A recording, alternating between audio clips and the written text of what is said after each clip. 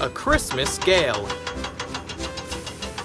It was a cold, brisk day as the people and engines of the island of Sodor prepared for Christmas.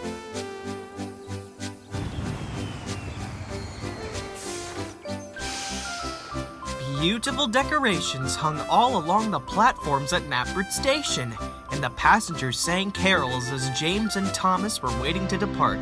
Suddenly, a cold wind blew through the station. Brr, Thomas shivered. It's chilly today. I'm glad I have my firebox to keep me warm. Pah, laughed James. Only a little engine like you would complain about this weather. I can hardly feel a thing. At any rate, continued Thomas, I'm most certainly not looking forward to the valley next to the tunnel. The gusts of wind are especially bad there. Stuff and nonsense, James sniffed. It's just a bit of wind, nothing to fuss about. Any engine with a bit of determination can handle it. Before Thomas could reply, the guard whistled and he had to leave with his next train. Gordon, who had heard everything, rolled his eyes. Wind is nothing to make light of, James, he said pointedly. It can cause all sorts of problems. You, of all engines, should know this. Now it was James who rolled his eyes. Keep your dumb on, Gordon. A little gust of wind won't stop me. And with that, he puffed indignantly away in a cloud of steam.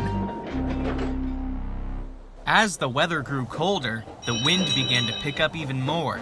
Despite the conditions, the railway still ran like clockwork.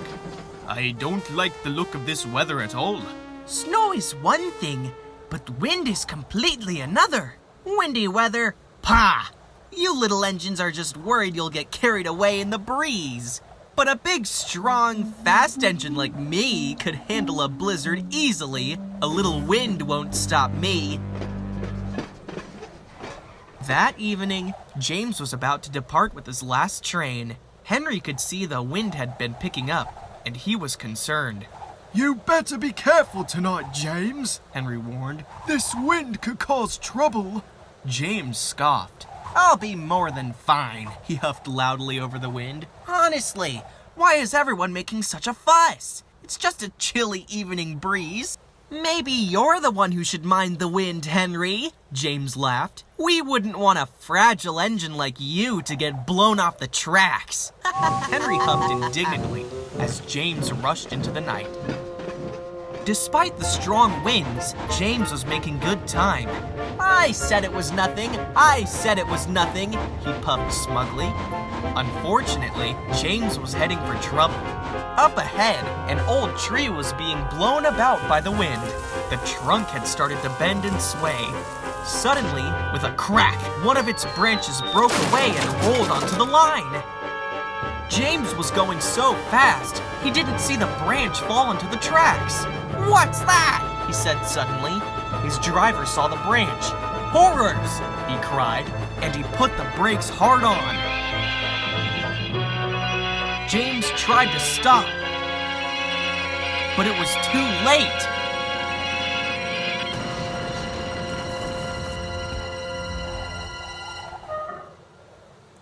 Luckily, no one had been hurt.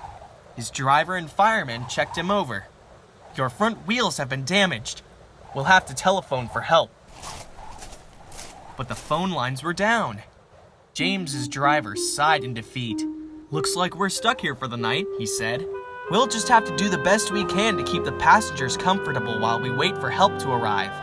James stared sadly at his buffers as snow started to fall from the sky. I should have listened to Gordon and Henry, he wheezed sadly. Now Christmas will be ruined for all these passengers. At the station, people were waiting anxiously on the platform for James's train to arrive. They were worried that their families wouldn't be home in time for Christmas. Since the blizzard came without warning, many passengers were stuck at Crovan's Gate station, as well as Percy. Bother, he cried. And I just got out of the works, too. Now I'll be frozen to bits and have to be repaired again.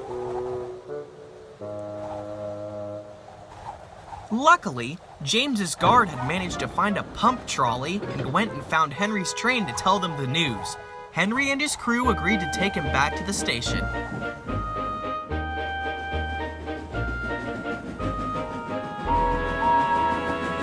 I warned him! Grumbled Henry. He should have been more careful!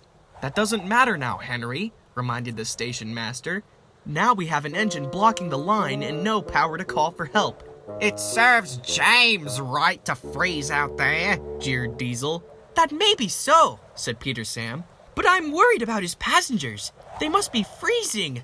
Yes, Percy shivered as his cold boiler collected snow. And they don't have fireboxes to keep them warm. You're right, Percy! Henry frowned. We can't forget about the passengers! Oh, those poor people! I wish there was something we could do to help. Suddenly, Rusty spoke up. I have a few heaters on my train, he pointed out. If there was a source of power, we could help heat up a coach for them, just like with the station building. Diesel and I could help with that, piped Norman. My engine can be used to power the generator. No, thank you, Diesel gurgled. I don't need to bother with that red scrap iron, thank you very much. But think of the passengers, Diesel, Percy chuffed coldly. Surely you wouldn't leave them out there to freeze. Diesel sighed. Fine, but only for the passengers. The station master was worried. It's dangerous, he said, especially since we don't know if anything else is on the line. But if it helps the passengers, I suppose it's worth a shot. You must go slowly and take some hot drinks and food with you too. They'll most definitely enjoy something warm to eat. And I'll follow with the crane, Henry puffed loudly. And so they did. After fetching some snowplows, Norman and Diesel set off with the heaters to take to James's train, with Henry and the crane not far behind. Meanwhile, James's passengers were huddling in the coaches for warmth, along with James's crew. Poor James had to shiver alone. Oh, I've been such a silly engine, he sniffled. And to top it all off, I've ruined Christmas for everyone. Suddenly, James heard the passengers singing. It was soft at first, but grew louder and louder. James was surprised. The passengers were singing, joyfully letting the words ring out long and loud. They're singing? James asked. Even after being stuck in this cold? What could they possibly be joyful about? Is this a Christmas miracle? Well, I suppose you could call us miracle workers. Norman laughed as he and the rescue crew arrived. James was so happy he thought his smoke box would burst. Soon, Norman and Diesel's engines were hooked up to the heaters and the coaches were warming up. The passengers drank hot cocoa and wrapped themselves in warm blankets, laughing merrily. James was lifted back up out of the snow and having his bogie repaired, smiling broadly. Thank you for coming to rescue us, James said sheepishly. I don't know what we could have done without you. And Henry, I'm sorry I didn't listen to your advice, and Gordon's as well. I got myself into a silly accident because of it. Henry laughed. Think nothing of it, he grinned. It is Christmas after all. It just wouldn't be right to leave you out here in the cold. James, shivering, smiled happily. Then, the passengers picked up their tune again and sang away into the night. In turn, Henry and Norman blew their whistles and tooted their horns in tune. Even Diesel managed to crack a smile. The next morning, the island was completely covered in snow. Engines were out and about, clearing the line and looking for James and the others. Sir Topham Hatt was waiting impatiently in his office for an update on the rescue. "Any word from Donald and Douglas?" he asked the station master for the umpteenth time. "None yet," replied the station master, "but I wouldn't worry. Those two know their way through the snow better than anyone. They'll find him." The other engines were worried, and the waiting family and friends of the passengers were very anxious. Suddenly, there was a great commotion. "They're coming!" cried Emily excitedly. "They found them!" And they had. First came Donald and Douglas, then Henry helping James, Harvey helping Percy, and lastly, Diesel and Norman bringing in the goods trains. All the engines and people cheered as the procession came to a halt. When the cheering subsided, all of the passengers climbed out and thanked the crew for taking such good care of them. Then Sir Topham Hatt personally came and wished the passengers a Merry Christmas. After all of this was said and done, Thomas called out to James. So, what did you think of the wind, James? The wind? Well, James smirked ruefully. Perhaps it gave me a little more trouble than I thought it would, but seeing the rescue my friends pulled off is what really blew me away. Excuse me, but I'm the one who needs help now, cried Percy. I feel like an icicle. All the engines laughed, and they had a very Merry Christmas indeed.